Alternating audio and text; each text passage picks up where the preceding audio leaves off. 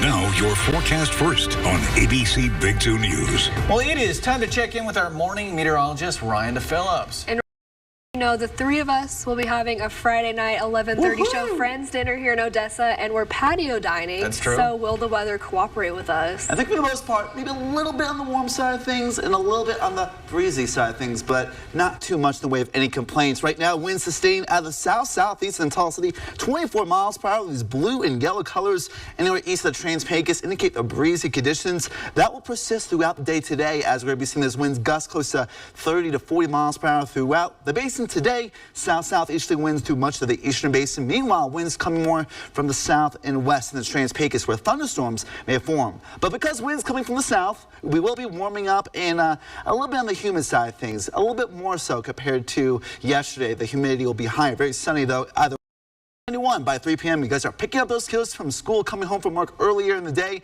likely free from rain, but there may be some thunderstorms in parts of our viewing area. Right now, skies very clear of clouds, not much of any rain activity, let alone any clouds, although a little bit of drizzle there in the Trans-Pecos extending to parts of northern Brewster County, not really reaching the ground for the most part. I'll be tracking where and when we'll get the rain. Now, speaking of the rain, we've been dealing with it quite a bit in the north and east, quite a bit of heavy rain as they're under a very unstable air mass. Flooding rainfall, these yellows and oranges on the satellite and radar loop right over New York City, now heading toward the northern part of the tri-state area, and there has been as much as 6 inches of rain in less than 24 hours, and a lot of that within 6 hours, especially near the Brooklyn area. Radar estimates have it more than 6 inches of rain. A state of emergency has been declared for the tri-state area, including New York City, the Hudson Valley, and Long Island, as more, again, than a month's worth of rain has fallen in Brooklyn. Again, that's 6.4 inches on that